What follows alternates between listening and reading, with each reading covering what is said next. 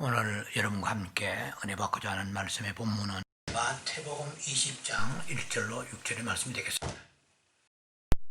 먼저 말씀을 봉독에 올려드리겠습니다.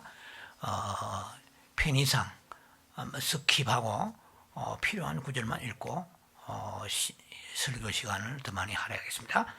천국은 마치 품꾼을 얻어 포도원에 들여보내려고 이른 아침에 나간 집주인과 같으니 그가 하루에 한 데나리온씩 품꾼들과 약속하여 포도원에 들여보내고 제3시에 5절 제9시에 제6시에 제9시에 그와 같이 하고 6절 제11시에도 나가보니 서 있는 사람들이 또 있는지라 이르되 너희는 어찌하여 종일토록 놀고 여기 서 있느냐. 오늘 이 말씀을 가지고 나는 하나님을 위하여 보낸 시간이 얼마나 되는가 라는 말씀으로 은혜 받는 시간을 갖기를 원합니다. 부제모로서는 다시 시작하자, 새로 시작하자, 다시 시작하자 하는 말씀을 가지고 이 송년 예배 시간에 은혜의 말씀을 나누기를 원합니다. 올 한 해는 사실은 전대미문이라고 하죠. 이거 우리가 잘 쓰는 말은 아니죠. 근데 뭐 영어에도 특별한 단어는 있는 것 같지는 않습니다만은 그 기록이 깨어질 정도로 이런 일이 있었느냐? 리코드 브레이킹이라고 해요. 그러니까 이전에도 이런 적이 없었다는 거죠. 왜냐하면 개인적으로 혹은 사회적으로 국가적으로 세계적으로 볼 때 이 전대미문의 이 엄청난 코로나 바이러스라는 것이 와서 온 세상을 경악하게 하고 있는 한 해를 우리가 보냈습니다. 또 우리는 희망을 가지죠. 내년에는 백신이 나와서 아마 이 모든 세상이 평화롭게 될 것이 아닌가라는 기대하고 있지만 또 한편 들리는 소문들 보면 새로운 변종 바이러스가 영국에서 시작했다고 하는 그런 불길한 소식도 있습니다. 우리의 운명은 하나님께 달려있죠. 어쩌든 이 한 해를 우리가 이제 보내면서 2021년도 나름대로 대망의 한 해를 목전에 앞두고 한 3, 4, 5일 정도 앞두고 있습니다. 이러한 시점에서 우리가 마지막 송년 예배를 드리는데 어느 면에서는 살아있다는 것 자체가 참 하나님 앞에 기적이고 감사가 아닌가 생각이 듭니다. 지난 한번 제가 인용을 한 적이 있습니다만 이사야 38장 19절의 말씀에 히스기야 왕이 이사야를 통해서 죽는다고 선포를 받고 백을 향하여 통고하고 눈물 흘리고 회개하고 하나님 앞에 선한 것을 한번 기억해 달라고 해서 살았습니다. 그 해시계의 일행표를 10도로 뒤로 물러가게 하시고 15년을 연장해 주셨죠. 그 이사야가 그 생존의 생환의 그 감격을 노래한 것이 바로 이사야 38장에 쭉 나와 있는 말씀 중에 특히 19절에 보면 산자는 내가 한 것과 같이 다 주께 감사라 그러는 고백이 있습니다. 살아있다는 것 자체가. 올 한 해 뭐 다 아시겠지만은 사망자가 전 세계에 175만 명이 넘는다고 하는 것 같아요. 미국에만 해도 사망자가 33만 명이 넘습니다. 이렇게 참 전무후무한 이러한 비극 속에 있으면서도 우리는 살아있기 때문에 하나님 감사하고 그 네덜란드 철학자 스피노자라는 사람이 얘기했다고 알려져 있지만 사실은 그보다 100년 앞선 마틴 루터가 말한 것이죠. 지구의 종말이 올지라도 나는 사과나무 한 그루 심겠다. 마틴 루터는 종교계 개혁자죠. 그의 무덤에 비석에 새겨져 있는 글귀가 바로 내일이 종말이 올지라도 나는 사과나무 심겠다. 자, 유명한 말이죠.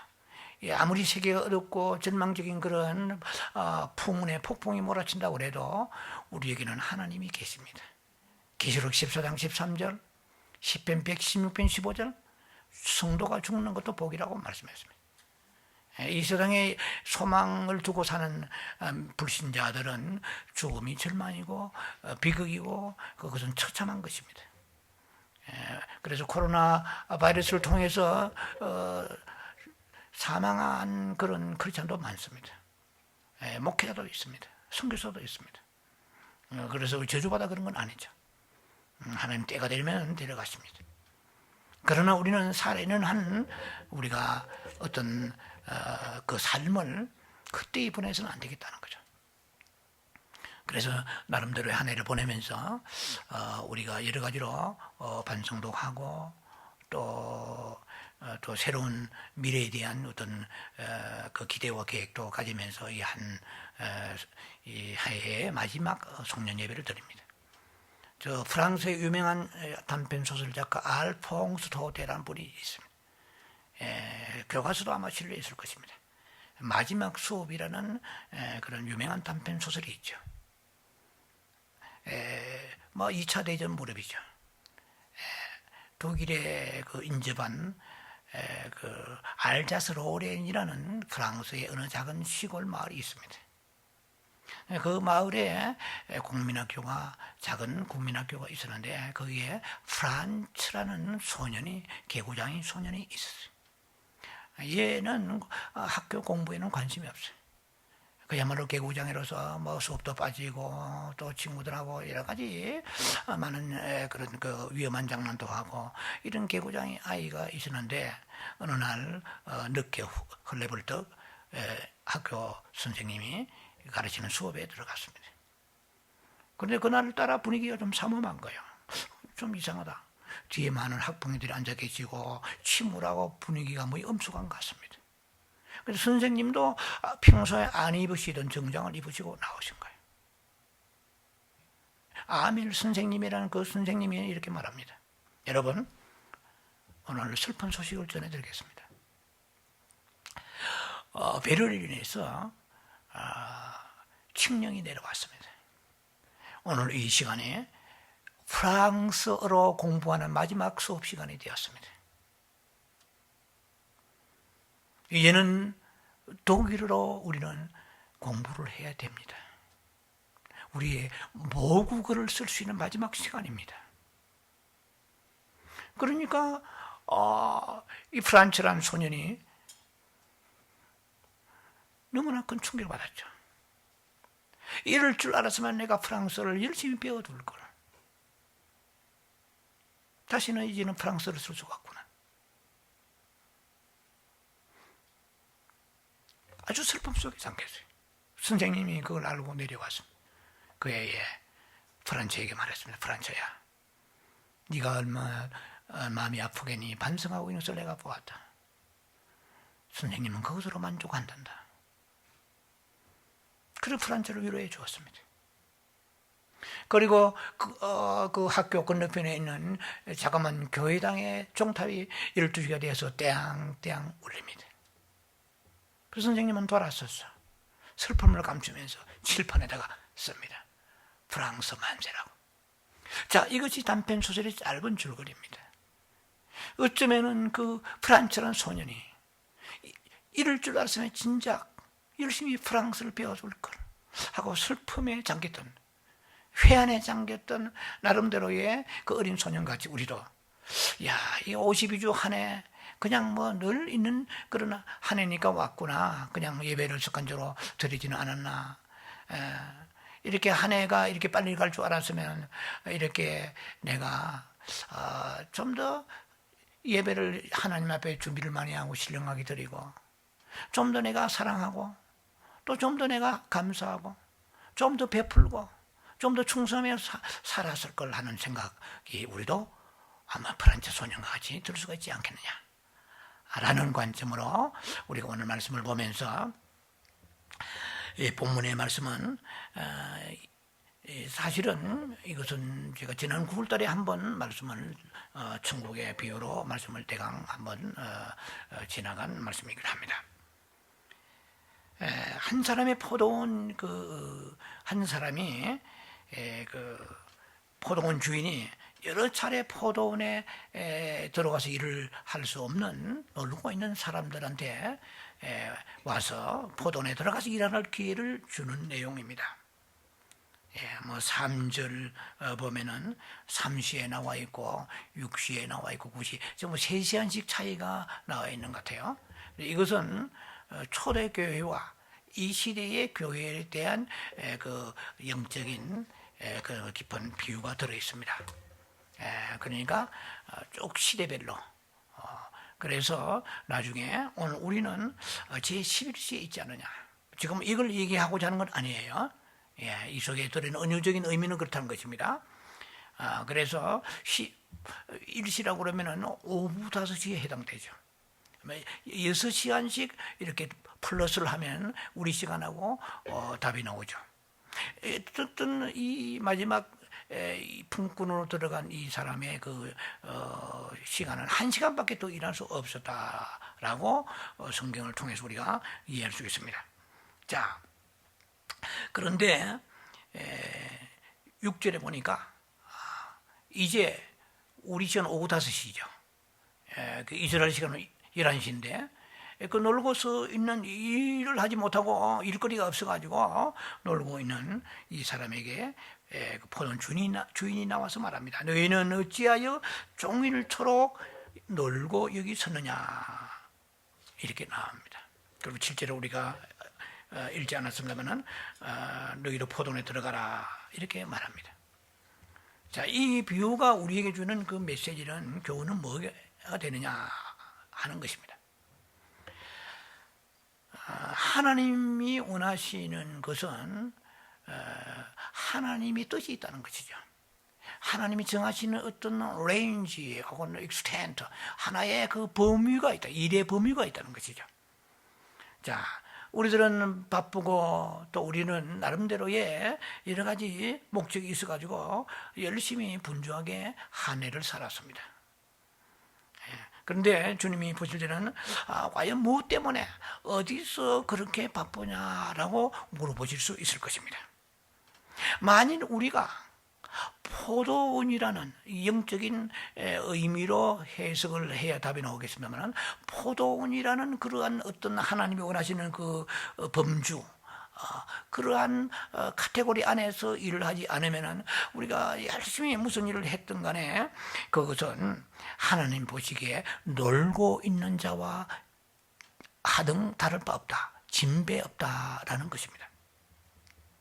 자, 우리가 설령 영적인 일로 인해서 바쁘다고 할지라도 하나님이 보실 때는 때로는 놀고 서느냐라고 말씀하실 수도 있다는 거죠. 많은 사람들이 잘 알고 있는 마태복음 7장 21절 23절 보면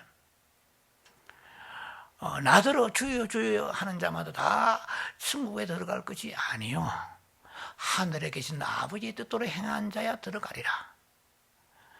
마지막 때에 많은 사람들이 나더러 주여 주여 하면서 내가 귀신 쫓고 뭐 선지자 노릇하고 능력도 행하지 않나이까, 이렇게 말할 것이다. 그러나 주님께서 이렇게 말씀하십니다. 마태복음 7장 23절에 나는 너를 알지 못한다. I never knew you. I never knew you. Away from me. 나를 떠나가라. 약한 자들아, 내가 너를 도무지 알지 못한다. 나를 떠나가라. 그렇게 나와 있거든요. 그리고 이 사람 선지자 노릇하고 뭐 귀신 능력이 행한 이런 사람들은 대단히 큰 능력 있는 사역자들이에요. 다 세상에 안아주는 그런 사역자들인데도 주님이 그렇게 말씀하시지 않아요? 그러면 우리는 이 한 해를 마감하는 시간에 우리가 살아왔던 것은 하나님이 보고 계신다는 것인데요, 불꽃 같은 눈으로 보고 계시고 또 어떤 것은 카운터가 되고 어떤 것은 안 될 수도 있다는 거죠. 그럼 카운터가 안 된다는 거, 계산이 되지 않는다는 것은 하나님과의 상관이 없는 시간이라는 거죠. 우리가 내년 한 해 어떻게 살아갈 것인가, 물론 신정의 말씀도 여러분들에게 어떤 새로운 지침이 되는 말씀이 주어질 것입니다만은, 자, 그래서 산다고 사는 것이 아니라는 거죠. 이 포도원 여기서 지금 주석적으로 얘기하는 건 아닙니다. 이 속에 들어있는 은유적 의미, 교훈을 우리가 받자는 것입니다. 자, 포도원의 일 외에는 아무것도 내 것이 아니고 나와 상관이 없다는 것이죠. 포도원 안에서만 일하는 것만이 내가 인정하는 것이고 하나님께로부터 온 것이고 하나님을 위한 것이라는 것이죠. 그럼 우리가 자꾸 포도원 안에서의 일이 무엇인가라는 퀘스천 마크가 우리에게 생각이 떠오를 것입니다. 자, 그건 제가 이제 말씀 풀어가면서 여러분과 나눌 것입니다. 자, 우리가 하는 일에 많이 하는 일들이 교회와 또 우리 여러분들이 직장 생업에서 하는 많은 일들이 그 하나님과 상관이 없는 일이라면은 하나님 보시기에 어찌하여 놀고 서느냐라고 주님께서 말씀하시는 것 같은 것입니다. 오늘 이 본문에 보니까 제 마지막에 온 사람이 오후 5시 우리 시간으로 11시죠. 이 놀고 서는 사람이 말하기를 이랬습니다. 너희는 어찌하여 종일토록 이렇게 놀고 서느냐 그랬거든요. 이 종일이라는 것은 일생을 말합니다. 사람의 일생을 말한 거예요. 여러분, 이 말씀을 보면서 우리는 오해를 하지 말아야 됩니다. 이 말씀은 우리가 직장도 다 버리고 오직 교회 와서 전도와 봉사하고 뭐 하나님 일만 하는 뜻은 아니에요. 중요한 것은 우리가 어떤 일을 하든지 간에 반드시 내가 서 있는 그 포지션 위치가 하나님의 뜻 가운데 있는가를 알아야 된다는 것입니다. 자, 그래서 포도원 안에서 일한다는 것은 바로 하나님의 뜻 안에서 일한다는 것이죠. 예, 이게 쉽지는 않겠지만은 골로새 3장 17절의 말씀은 이렇게 되어 있습니다. 무엇을 하든지 이랬습니다. 무엇을 하든지 간에 일에나 말에나 다 주 예수 이름으로 일하고 하고 그랬습니다. 그를 힘입어 하나님께 감사로 나아가라고 그렇게 나와 있습니다. 골로새서 3장 17절입니다. 포도원 안에는 여러 가지 일들이 많아요. 거기에 뭐 북도 도두어줘야 되고 벌레도 잡고 가지도 치고 뭐 거름도 주고 뭐 풀도 뽑아야 되고 많은 일들이 있습니다. 예. 자, 이것은 다 포도원 안에서 행해지는 것입니다. 어떤 특정한 사람이나 특정한 일만이 하나님을 위한 것이라고 제가 말씀드리고는 아닙니다.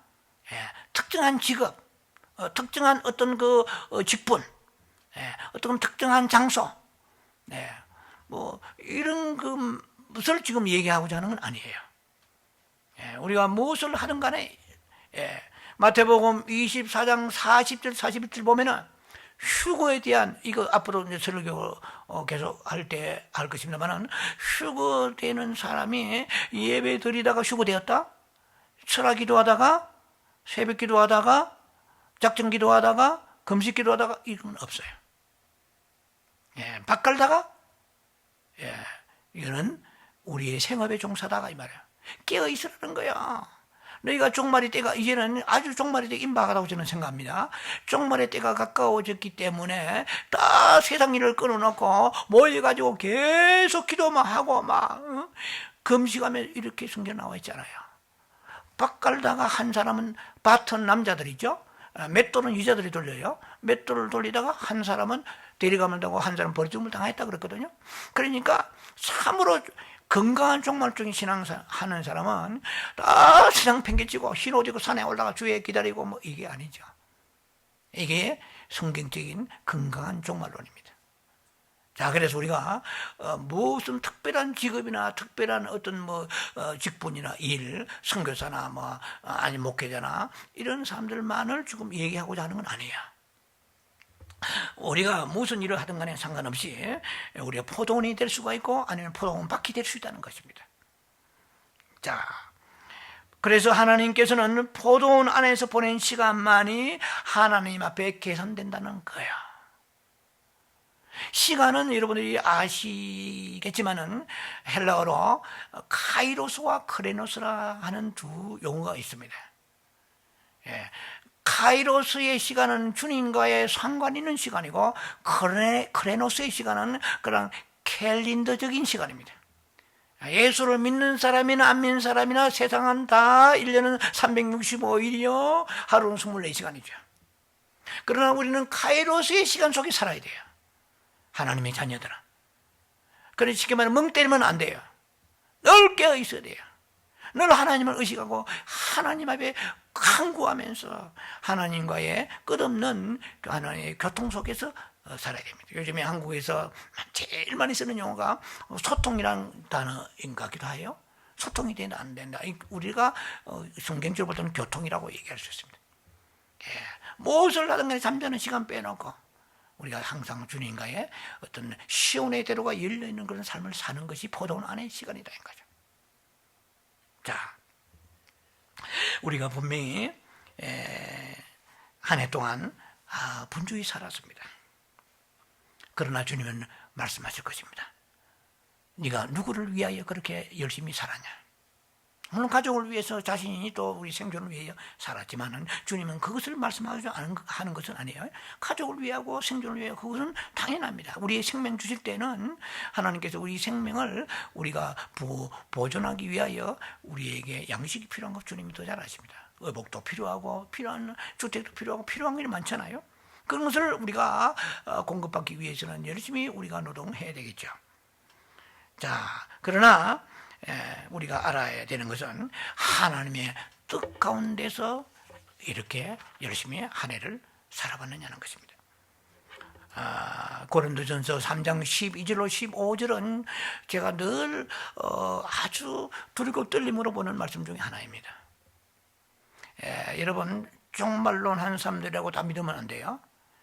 이게 무천년스라든지 후천년스라든지 또 로만 캐톨릭적인 이런 성경 해석은 굉장히 헤르시안 이단적 요소가 많기 때문에 조심해야 됩니다. 왜냐면은 뭐 저라고 뭐 제가 처음부터 안 건 아니죠. 저도 많은 시행착오를 겪은 사람입니다만은 우리가 심판을 저지먼트라고 심판하면은 아주 단세포적 사고를 가지고 있는 사람 많아요. 예를 들면 심판이라고 하면 하나님이 지옥 보내는 심판만 생각해요. 뭐 계시록 20장에 나와 있는 백보자 심판, 화이트 저지먼트 백보자 있죠. 화이트 드로운 저지먼트요. 그러니까 백보자 심판, 그 심판 하나로 생각하는 사람 많은데 심판은 크게 세 가지입니다. 그리스도의 심판대가 있어요. 이거 휴거 뒤에 오는 심판이죠. 하늘의 심판. 그래서 이거는 이방인들은 그 심판에 끼어들지 못해요. 꼽살이 끼지 못합니다. 그리스도의 심판대.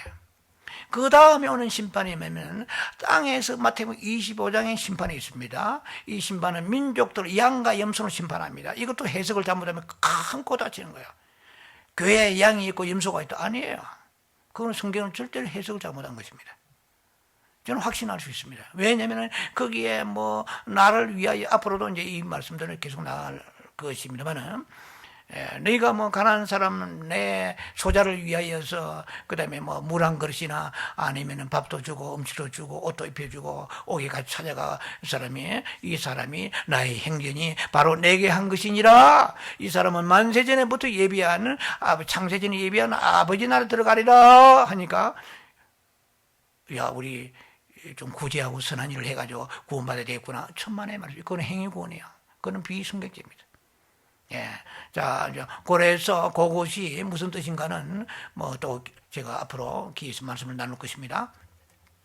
자, 어쨌든 간에 이렇게 심판이 그 양과 임금소의 심판이 이것은 재림 후에는 심판입니다. 이 심판은 이스라엘 예루살렘을 스가랴 14장 감람산 동편에 예수님이 재림하세요. 가실 때도 거기서 가셨어요. 오실 때도 그래 오십니다. 그래서 감람산 동서가 갈라지고 막 지형이 변화되면서 예수님께서 거기에서 이제 소위 아마겟돈을 탈 거야.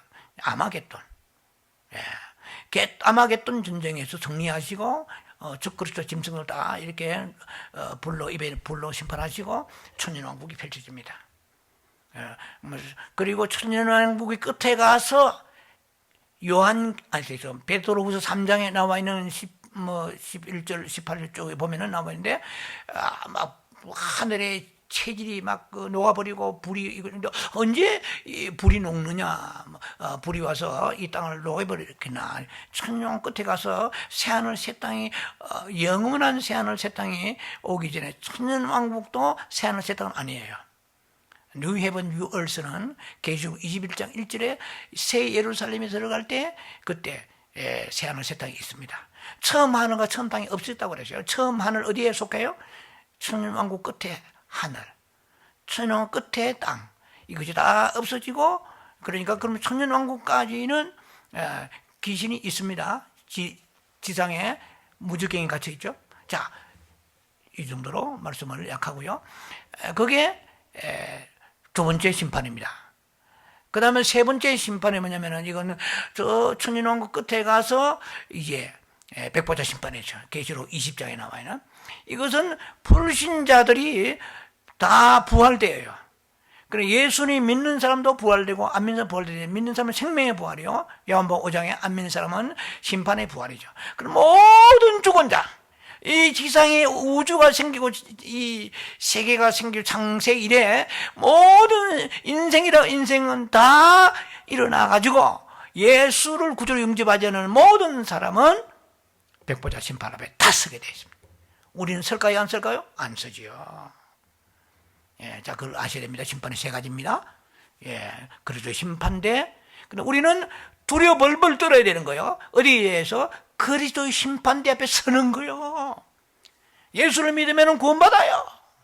믿으면 구원받아요. 그 구원은 잃지 않습니다. 특별한 경우 아니고서는 잃지 않습니다. 자, 우리는 구원에 대해서 걱정할 건 없어요. 얼마나 감사합니까? 그러나 우리가 두려워해야 될 것이 있습니다. We knowing 그렇죠. 제가 we knowing therefore 그러므로예요. The terror of the Lord. 그러니까 하나님의 이제 두려움, 공포스러운 그날이 믿는 자들에게 임합니다. 언제? 구원받고 난 이후에 주님이 우리를 불러서 공중에 올라가서 말이죠. 그럼 많은 사람들이, 이거는 제가 자주 얘기합니다. 이 머리를 각인시켜야 돼요. 많은 사람들이 이 성경을 대강 봐서 그렇겠죠. 저도 대강 본 사람입니다. 과거에. 혼인잔치 올라가면, 휴고되면 혼인잔치 바로 되는 줄 알고 이게 잘못된 거야. 이게 아주 비성경적이야. 우리가 혼인잔치 들어가기 전에 뭐가 있어요? 반드시 그리스도의 심판대가 있습니다. 그리고 심판대 앞에 가서 그때에 우리가 행한 것을 선악간에 몸으로 받습니다. 그때에 받는데, 그때 만약에 이 땅에 살면서 예수 믿으면서 구원 이후에 너무 생활한 거예요. 그러니까 이름만 주 예수 이름 갖다 붙이고 전부 자기 개인의 영광과 자기의 의와 자기 자신의 행복을 위해서만 살았다는 거야. 하나님의 영광이 돌아가지도 않았어요. 그런 사람들은 반드시 심판이 있는데, 이 심판은 크리스찬들에게 오는 심판.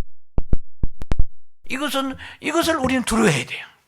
이렇게 두렵고 떨림으로 그날에 지금 두렵고 구원될까 안 될까? 아니요. 이거는 걱정할 하나도 없어요. 하나님의 구원은 영원한 것입니다. 자, 우리가 두려워할 것은 뭐냐 하면은 휴거 안 될까? 그거 두려워하는 것이 아니고, 휴거도 우리가 정말로 퍼스트 프루트 첫 열매 휴거에 대한 그것을 두려워해야 되겠죠. 근데 거기에 만약에 첫 열매 휴거되지 않고 남아가지고 소위 말하면은 대환란 끝에가 된다고서는 휴거랑 대환란이라는 것은 트리빌레이션이 그래요. 헬러 의미에서는 이것은 껍질을 벗긴다 이거예요. 타작마당에 돌깨를 치면은 막 곡식이 껍데기에 벗겨지면서 터지는데 얼마나 아파요. 곡식이 사람이라면 못 살겠지, 아파가지고. 그것이 대환란이거든요. 그레이트 트리빌레이션이거든요. 이 대환란을 우리가 그냥 아무 생각 없이 들어간다면 말이 안 되죠. 이 대환란은 우리가 믿는 자에게는 어떻게 해요? 계시록에 빌라델비아 교회처럼 계시록의 7교회 중에 저는 빌라델비아 교회를 추구합니다. 스무나 교회는 막 타나가 핏발을 받아. 우리는 뭐 그런 거는 아닌 것 같아요. 예, 로마 황제 뭐 앞제 아래 아니면 우리가 지금 뭐 어떻게 중동의 어느 교회에 세웠다 그런 것은 스무나 교회가 될 수 있죠. 얼마나 핍박과 그 죽음이 공포 말로도 할 수 없어요. 예수를 믿었다고 가족이 내 남편이나 아내가 내 부모가 자식이 끌려가서 총살당하는 게 바로 스무나 교회 같은 거 지금 이 시대에. 거기 어디에 있어요? 미국에 한국에 아니에요. 저 중동 같은 땅에 있어요. 스무나 교회 같은 교회예요. 그럼 빌라델비아 같은 교회는요, 지금 우리 미국이나 한국 이런 빌라델비아 교회에 있는 교회들 중에서 어떤 교회는 배가 불러서 그야말로 그 4대 교회 같이, 라오디게 교회 같이, 이거는 정말 토해낸다고 그랬잖아요. 자, 그래 우리는 빌라델비아 교회를 추구해야 돼요. 빌라델비아 교회는 지난번 말씀드렸죠. 앞에 열린 문을 두었으니 닫을 자가 없는 거야. 그 빌라델비아 교회는 작은 교회야. 내가 작은 능력으로, 이건 여러분 기억나시죠? 사람도 적어, 일꾼도 적어, 헌금도 적어, 뭐 반주자도 없어, 전도자도 모자라, 쩔쩔매는 거야. 그런 작은 능력으로 내 말을 지키고 내 이름을 비판하지 아니하도다. 너무나 감동받아 주님께서 한 사람이 막 2가지 3가지 일을 해야 돼. 너무나 일꾼이 부족해. 그러나 원망불평하지 않고 열심히 막 일하면서 주님의 말씀을 지키면서 이름을 배반하지 않았다. 너가 아버지의 하늘의 성진의 기둥에 너 이름이 기록될 것이니 너의 있는 멜류관을 빼앗기지 않도록 멜류관이 보장되어 있다.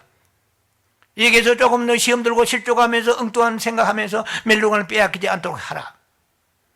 내가 너에게 마지막 때에 온 세상에 엄청난 시험이 임할 때 네가 내 말을 지켜서 나로 너를 지켜 시험의 때를 면하게 하리라. 어느 교회? 빌라델비아 교회. 저는 사랑합니다. 빌라델비아 교회 같은 교회를. 이런 교회가 바로 그 귀한 그 보배를 찾아서 다 지난 시간에 말씀드렸잖아요. 지난 시간에 말씀을 기억을 하시기 바랍니다. 뭐 이렇게 엄청난 많은 그런 진주들이 있지만은 그러나 값진 진주 했거든요. 가장 값진 진주를 발견했다 그랬잖아요. 그냥 pearl of great price예요.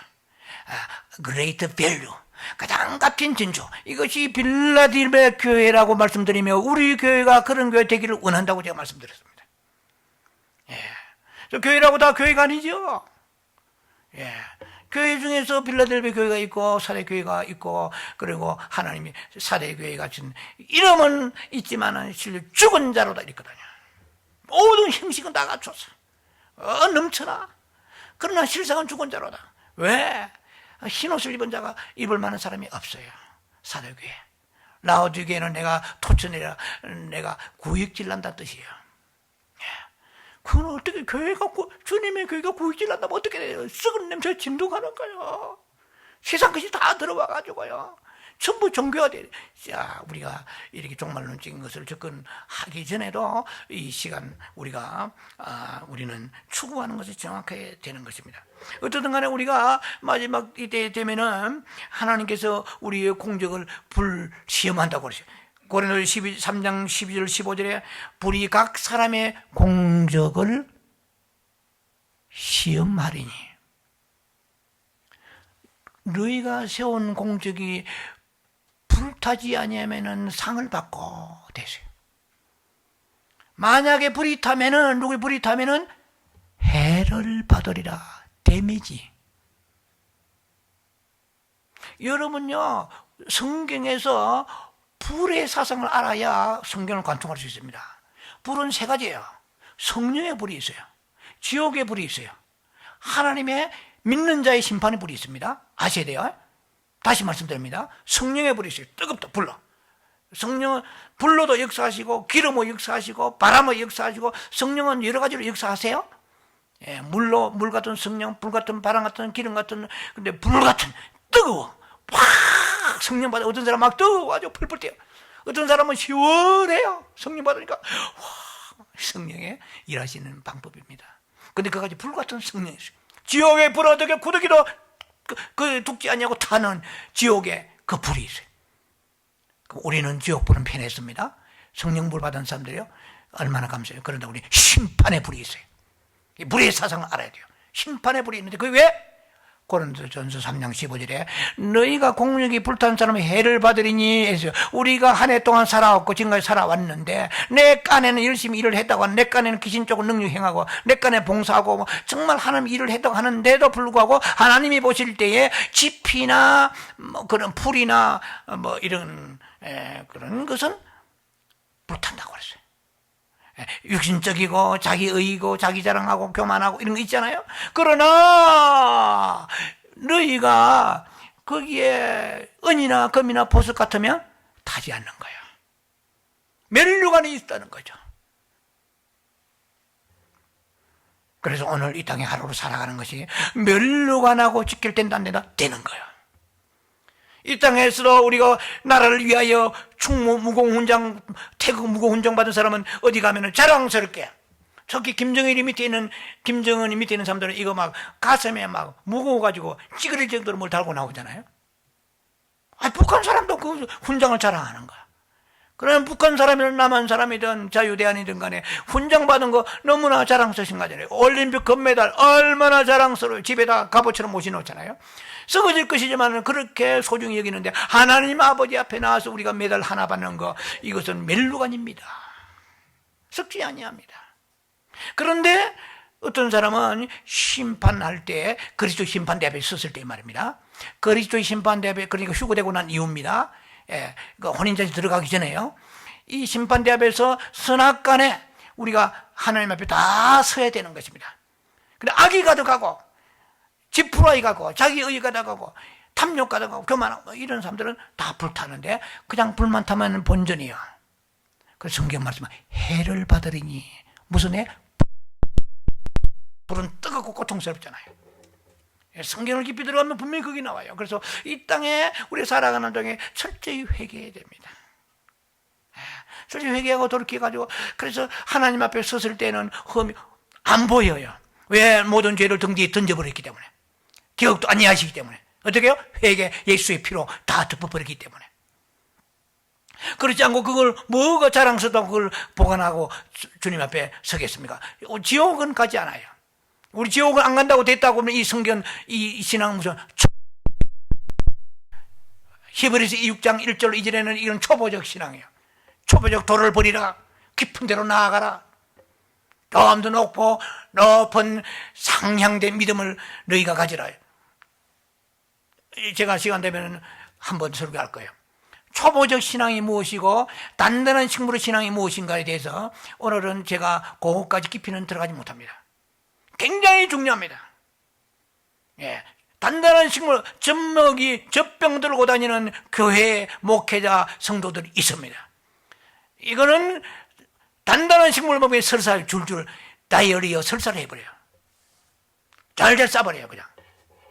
왜? 단단하니고 소화를 능력이 없어. 어린 아이한테, 이제 얼마 안 되는 나이가 이제 한두 살 된 어린 아이한테 어른들이 먹는 음식을 갖다 먹이면은 애들이 소화를 못하죠. 성경을 볼라치면요, 하나님은 사랑이고 하나님은 참 은혜로우신 분이지만 정확하게 우리의 신앙도 다 구분이 되어 있습니다. 교회도 구분이 되어 있고 성도도 구분되어 있어요. 요한일서 2장 12절 14절 사이에 보면은 믿음의 종류의 세 사람이 있어요. 아이들아, 청년들아, 아비들아, 세 종류가 있습니다. 아이들 신앙은 언제요? 젖병 물고 다니는 신앙이에요. 기저귀 차고 다니는 신앙이에요.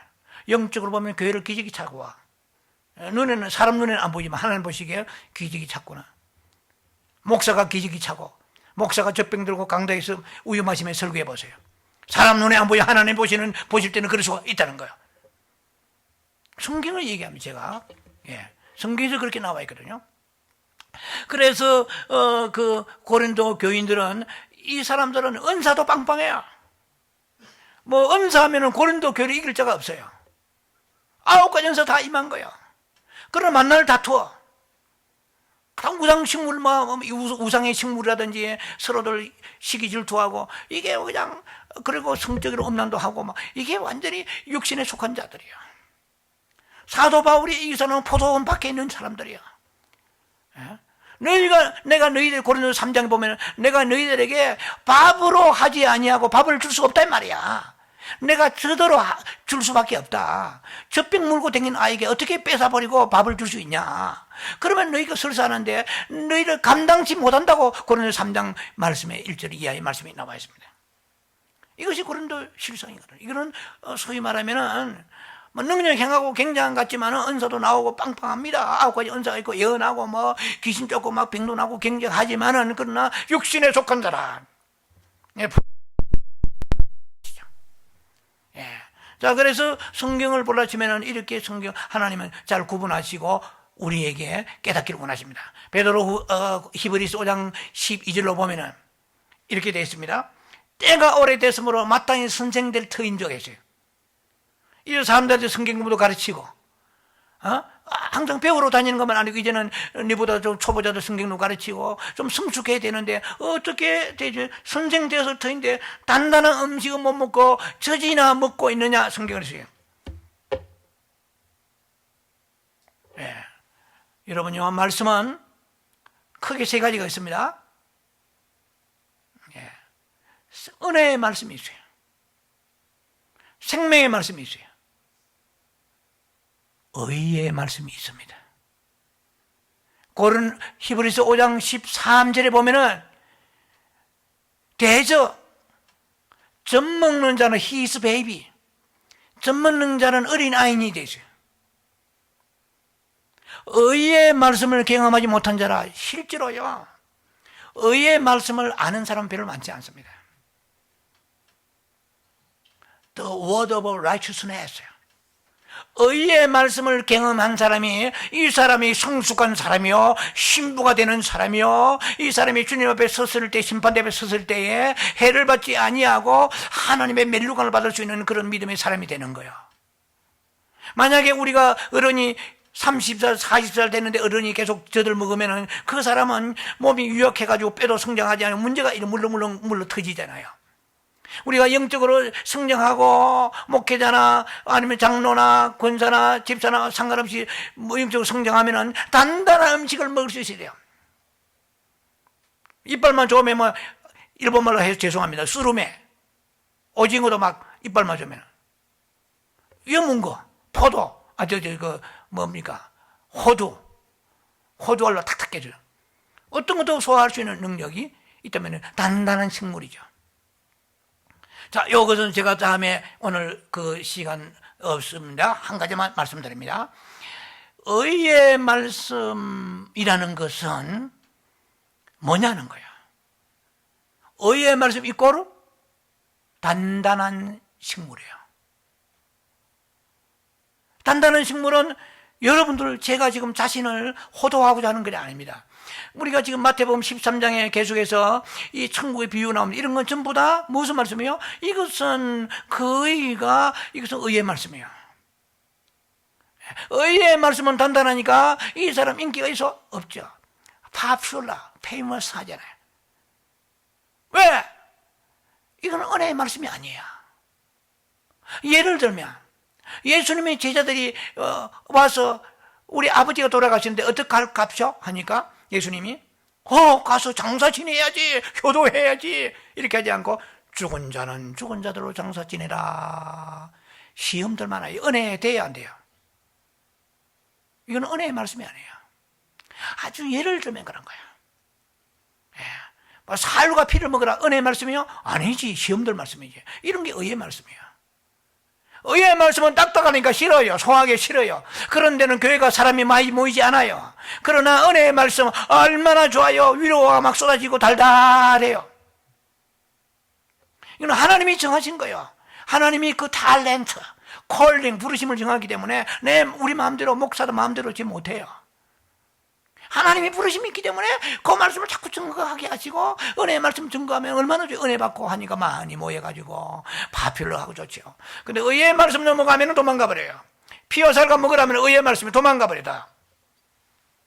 예. 하나님은 시편 89편 14절에 보면은 하나님의 보좌의 기초는 뭐예요? 의와 공의예요. 지금은 은혜의 시대입니다. 그러나 예수님이 재림하실 때는 그때는 뭡니까? 의의 시기요. 은혜의 시기가 아니요. 의의 시기요. 지금 은혜 많이 받아야 돼요. 예. 근데 지금 은혜를 많이 받아야 되는데 때로는 우리에게 단단한 식물이 있을 때도 소화하려고 기도하고 해야 되는데 우리는 그 달달하지 않기 때문에 그 부분을 가지고 싫어하잖아요. 예. 천년왕국 관심 있습니까? 관심 없어. 예. 천년왕국에 대해서 한국이 유명한 인천에 유명한 여러분 아실 거야. 예. 제이 모 목사님은 천년왕국 하는데 한참 존경해요, 그분은. 예. 어떤 침례교입니다만은. 예. 그래도 아직 귀 있는 자는 들을지어다 보이는 거예요. 하나님의 의의 말씀은 딱딱하고 어려워요. 소화하기 어렵고 싫어요. 자기 십자가 지라고, 자기 십자가 지고 자기를 부인하라고, 자기를 부인하지 않고 살아가는 게 사람인데 성질대로 살아가고 고집대로 살아가고 의견대로 살아가는 건데 자기를 부인한 거 얼마나 의의 말씀이에요. 신부 영성은 의의 말씀 들어가야 돼요. 네. 그래서 우리는 우리의 목표는 이 땅이 아니에요. 이 땅에 도토리 기재기로 좀 잘 사냐 못 사냐 아니에요. 우리가 수고한 대로 뭐 우리가 분량대로 살아간 거지만은 반드시 주님 앞에 우리가 설 날이 온다는 것이죠. 주님 앞에 설 날이 올 때 섰을 때는 그때는 주님께서 영적으로 성장하지 않는 사람 구원받았지만 이런 사람들은 어떻게 되겠냐는 거예요. 포도원 밖에서 놀고 쓴 자와 같은, 그러니까 시간 막 허비한 거예요. 자, 고린도 교인들처럼 사도 바울은 어딘가 육신에 속한 자다 그랬어요. 지금 이 세상의 교회들 가운데 육신에 속한 그런 성도들 많습니다. 육신에 속한. 그러니까 이건 단단한 음식을 젖이나 먹고 젖병이나 들고 다니는 기저귀 차고 다닌다. 성경은 직접 그런 언급 없지만 우리말로 풀어보면 그런 얘기입니다. 자, 그래서 우리는 세월이 지나가는데도 불구하고 아직도 육에 속한 신자가 돼서는 안 되겠다는 것입니다. 10년, 20년 세월이 지났는데도 영적 어린아이를 멘치 못한다고 그러면 소화가 안 되는 거예요. 피곤해요. 관심이 없어요. 메시지가 좀 깊이 들어가면. 이것은 old children이야. 늙은 어린아이야. 늙기는 늙었는데 세월은 지났는데 영적으로는 어린아이야. 자, 우리가 한 해를 보내면서 우리가 지난 한 해 동안에 혹은 지금까지 신앙생활 한다고 살아왔지만은 과연 우리가 살아왔던 한순간순간은 내 것이니까 마음대로 하지만은 하나님 반드시 계수하시고 카운트하시고 그리고 주님은 심판하신다는 것입니다. 잘하면 상 주고 안 그러면 심판이 있다는 거예요. 그리스도의 심판 알아야 되고 불신자의 심판 알아야 됩니다. 이거 확실해야 돼요. 믿는 자의 심판과 불신자의 심판이 다릅니다. 우리는 저주의 심판이 아니에요. 상이냐 벌이냐 이 심판입니다. 그런데 벌을 받으면 뜨거워요. 뜨거워. 보통 뜨거운 게 아니에요. 그래서 불이 있다고 고린도서 3장 15절 말씀하십니다. 너희가 구원을 받되 불 가운데서 나온 같이 하리라 이렇게 나와 있거든요. 근데 그 말을 알아야 그래서 심판되어야 되는 것을 알 수 있다는 것이죠. 우리는 모든 사람이 우리는 반드시 we must all, 우리 모든 사람이 그리스도의 그 심판대 앞에서 나타난다 그랬어요. 우리 모든 사람이 반드시 we must all, for we must all appearance before the judgment seat of Jesus Christ. 예수 그리스도 심판대 앞에 우리가 안 설 사람이 아무도 없어요. 예수 안 믿는 사람 자격이 없어 못 서. 우리는 서요. 우리는 서가지고 거기에서 멜룡을 입고 상을 받고 포도원 안에 일한 사람은 멜룡을 받고 어떻게 해요? 혼인잔치에 들어가는 거예요. 그걸 아셔야 돼요. 자, 우리가 이런 걸 생각하면은 우리가 앞으로 남은 생에 젊은 청년들보다는 저는 남은 생애가 많지 않습니다. 네. 이제 참 예수 믿지 않은 옛날의 세월 빼고 저는 36세 예수 믿었어요. 하송 세월 하나도 기억되지 않은 36년 세월을 전부 자의식과 자아와 자기 철학으로 살았던 교만방자하던 그 시절은 하나도 기억이 안 돼요. 그리고 예수 믿고 난 이후에 지금까지 현재 이 시간까지의 그 시간 속에서 이 김 목사는 과연 하나님의 배 포도원 안에 있던 시간이 얼마나 되느냐 주님 물어보실 거예요. 지난 한 해 동안에 너는 열심히 설교 준비하고 열심히 기도했다지만 그러나 그 나머지 시간은 계산이 안 된다면 어떻게 되겠냐는 거야. 나이만 먹었다고 되는 것이 아니에요. 주님의 인정되는 시간이 되어야 됩니다. 그 아브라함은 정말 갈대우르에서 생명 걸고 그 가나안 땅으로 나오잖아요. 본토 친척 아비 집을 버리고 나오는데 거기 십수면 나와서 돌 맞아 죽고 다른 부족에 가면은 이건 생명 거는 거거든요. 그러나 그 아브라함도 그냥 기도가 부족했는지 아니면 그 아버지의 그 참 사랑에 너무나 마음이 약해지는지 하란 땅에 들어갔어요. 하란 땅에 들어가가지고 십수년 세월이 흘렀는데 이것은 하나님 보실 때에 이것은 포도원 밖의 시간이 계수되지 않는 시간인 거예요. 예, 허송세월 보낸 거예요. 예를 들면 우리가요 술을 먹고 술을 취해가지고 전도했다. 전도만 되는 게 아니야? 그 다음에 내가 도둑질 해가지고 11조 감사드리고 성경금 했다. 자, 하나님이 기뻐하실까요? 그러니까 무슨 아브라함이 86세 될 때에 사라를 통하여 자식을 낳아야 되는데 애굽에서 데려오는 하갈이라는 계집종을 통해 가지고 자녀를 낳은 거야. 그게 누굽니까? 지금 중동의 이스마엘이잖아요. 지금 모슬렘의 조상이잖아요. 그런데 하나님이 여러분요, 하나님이 기뻐하지 아니하시면 우리가 돈이 좀 어렵고 직장이 잘 안 되고 뭐 몸에 병이 오고 그런 수준은 그것은 번영신학적인 육신적인 수준입니다. 하나님이 기뻐하지 않으면 우리에게 제일 힘든 게 뭔지 아세요? 침묵을 하십니다.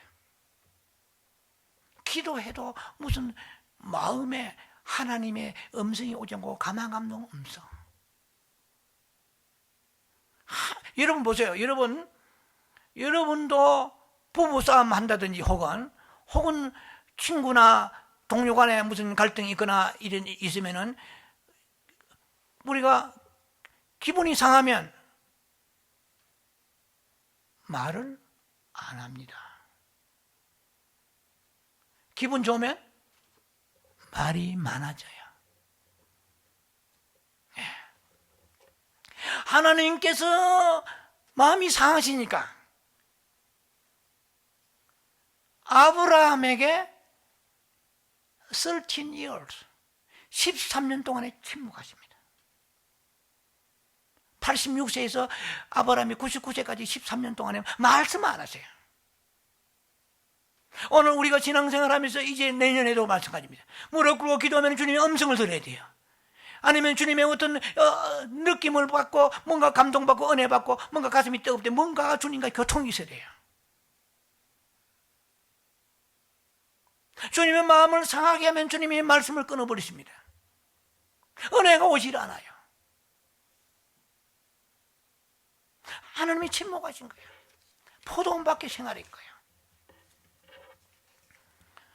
자, 우리가 지난날 돌이켜보면 정말 우리가 참 가슴 아프지 않을 수 없습니다. 믿음으로 살지 못할 때도 있었고 불순종할 때도 있었고 혈기와 그리고 근심 염려하고 불평할 때도 있었고요. 하나님 불순종할 때도 있지 않습니까? 지난날 돌이켜보면은 포도원 밖에서 어정쩡거리는 그런 사람과 같은 모습으로 살았던 것입니다. 예. 그래서 지난날 우리가 시험 들었고 죄 지었던 날도 많았습니다. 그러나 이제는 한 해를 앞두고 이제는 마지막 올해 52주 예배 이 시간에 우리가 생각할 것은 하나님 예배. 그래도 감사할 수 있는 것은 무엇입니까? 요엘서 2장 25절 말씀입니다. 요엘서 2장 25절이에요. 내가 전에 너희에게 보낸 큰 군대 있습니다. 큰 군대를 영어 NIV 성경 로우 커스트래요. 메뚜기 때요. 재앙이죠. 지금 이 땅에 있는 코로나 바이러스 코비드 이거 뭡니까? 하나님 보낸 큰 군대입니다. The Great Low Cost 메뚜기 황충 때 팥중이, 이 성경에 나와 있어요. 요리서 2장 25절에 이걸 하나님이 보내시다고 볼 수 있어요. 하나님이 허락하시니까 이게 일어나는 거예요. 하나님의 능력이 없어가지고 나는 코로나 바이러스 뭔지 모르겠다 그런 게 다 있나 하면서 하나님이 막 못 잡으시고, 그게 아니야. 하나님이 다 아시고, 하나님이, 이것은 우리 영적 의미에서만 하나님이 이게 보낸 큰 군대야. 지금 영국에서 아까 말씀드렸지만은 이 코비드 다시 이상한 이 코비드보다 더 변종돼 가지고 이거는 70% 확산 속도가 빠르다고 그래요. 사두 스바라시 같은 사람은 내년 초에 엄청나게 온다고 이미 예언했어요. 그런데 이 큰 군대예요. 이게 성경 메뚜기로 나와 있습니다. 큰 메뚜기요. 그레이트 로우 커스트. 그리고 너치라서 영 로우 커스트. 젊은 놈 늙은 놈 상관없이 메뚜기 떼들이 중국에 한번 휩쓰니까 초토화가 돼버렸어요. 수억 마리가 쫙 하니까 막 중국이 초토화 돼버렸잖아요. 지난 늦여름에 말이에요. 무섭습니다. 이거는 영적으로 보면 황충 때거든요. 메뚜기와 너치와 황충과 팥중이가 먹은 횟수대로 내가 갚아주리라. 할렐루야. 감동이 없으시다? 저는 굉장히 이 말씀에 소망이 있습니다. 갚아주리라. 이런 그대로 갚아주리라. 그대로 내가 팔짱 끼고 너희들 망하고 있는 거 내가 그래서 기뻐하리라가 아니고 갚아주리라. 제가 좋아하는 에레미야 29장 11절 말씀입니다.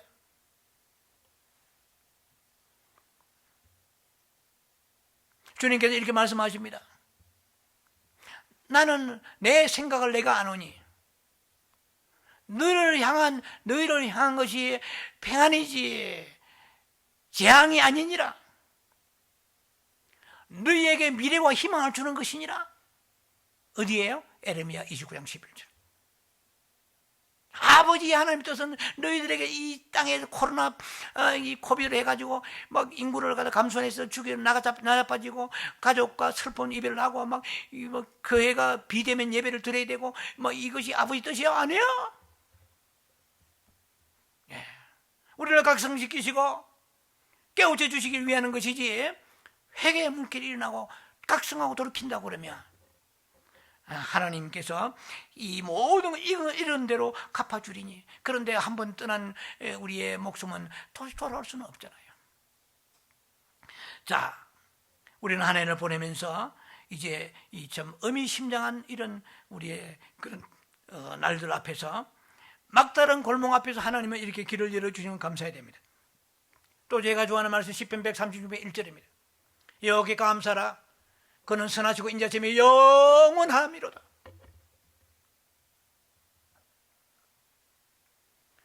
자, 지난 날 돌이켜보면 이게 좋은 시절 다 지나가 버렸습니다. 지난 한 해 동안 그렇지만은 또 우리 일생을 보면은 젊고 팔팔하고 세포가 살아서 힘 있는 그런 시대에 저 역시 다 지나가 버렸습니다. 제가 다시는 이제는 젊은 날 목회한다 그러면 이렇게 하지 않겠다 하는 생각도 저는 개인적으로 있지만, 또 여러분도 있을 것입니다. 또 내년에는 이렇게 오래 산 것처럼 내가 이렇게 살지 않을 것이다. 성질도 좀 안 부리고, 안 부리는 게 아주 없어지고, 더 겸손하고, 더 긍휼이 있고, 더 충성하고, 더 기도 많이 하고, 더 말씀을 많이 사모하고 갈망하고 은혜도 받고, 그래서 칭찬도 하고 위로도 하고 격려도 하고, 또 영혼이 불쌍해서 전도도 하고, 뭔가 결심이 있지 않겠습니까? 자, 그러게 우리 결심하는 것을 주님은 보고 계시는 거예요.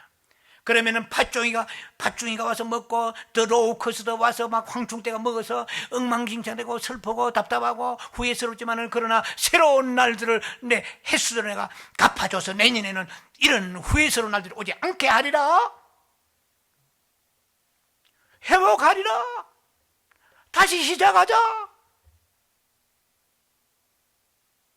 다시 시작하고 싶으면 속으로 아멘 하시기 바랍니다.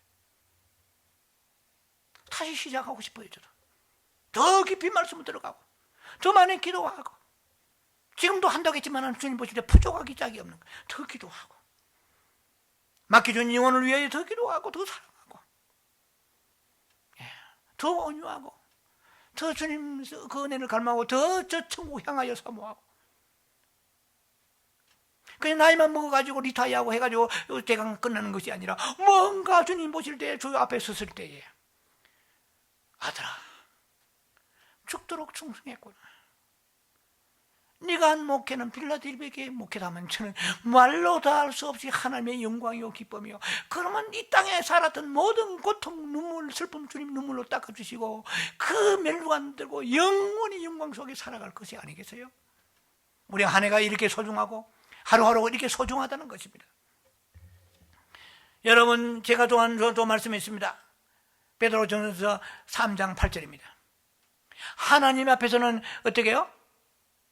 하루가 천년 같고 천년이 하루와 같다. 이 한 가지를 반드시 기억하라. 이 한 가지를 잊지 말라. 어떻게 해요? 하루가 천년 같아요. 포도원 안에서 믿음으로 살고 회개하고 주님과 가까이 하면서 정말 주의 뜻을 구하며 살아가는 사람은 그 한 날을 살아도 몇 살까지 살았냐가 중요한 게 아니에요. 주님이 주시는 그 수완까지 살았더라도 그 하루를 이 김 목사야, 너희들 이름, 너희 한 사람도 이름, 여러분 이름 부르시면서 너희들 누구 부르면서 이 한 가지를 잊지 말라. 너는 하루를 살아도 천년처럼 살았구나. 와, 굉장하잖아. 이 한 가지를 don't forget. 절대로 이 한 가지 잊지 말라. This one, don't forget. 이 한 가지를 잊지 말라. This one thing. 자, 세월을 아끼면은요 하루가 천년이 됩니다. 그래서 이제는 2021년도 그 하루를 우리는 그 보상받아야 되겠습니다. 천년처럼 살아야, 천년과 같이 있는 시간을 살아야 되겠습니다. 이 세상의 하루는 24시간이면 하나님 앞에 그 하루는 천년과 같은 것이죠. 예. 자, 시편 84편 10절에 보면은 주의 궁정의 하루가 in your court, 주의 궁정의 하루가, 주의 궁정의 하루가 이 세상의 악한 데서 무익한 포도원 밖에서 얼쩡거리며 하나님과 상관없이 살아온 그 시간보다도 주의 궁정의 한 날이 천년보다도 나으니라. There is one day in your court than 1,000 elsewhere. 이 주의 궁정의 한 날이 정말 진정한 신령으로 삼으며 예배드리는 한 날이, 정말로 하나님 앞에는 회개하며 기도하며 살아가는 그 한 날들이, 주님을 사랑하며 고백하며 눈만 뜨면 주의 이름 부르며 그 한 날들이, 세상의 악한 자들이 부귀영화 누리고 살아가는 첫날보다 나은 적, 이렇게 말씀하십니다. 사랑하는 성도 여러분들이요, 잃어버린 이 허송세월한 지난 모든 세월을 보상받고 다시 시작하는, 어찌하여 놀고 쓰느냐는 주의 힐직 책만 받지 아니하고 다시 시작하는 한 날이 2021년도 한 날이 되기를, 1년이 되기를 주의 이름으로 축원합니다. 자비하신 아버지,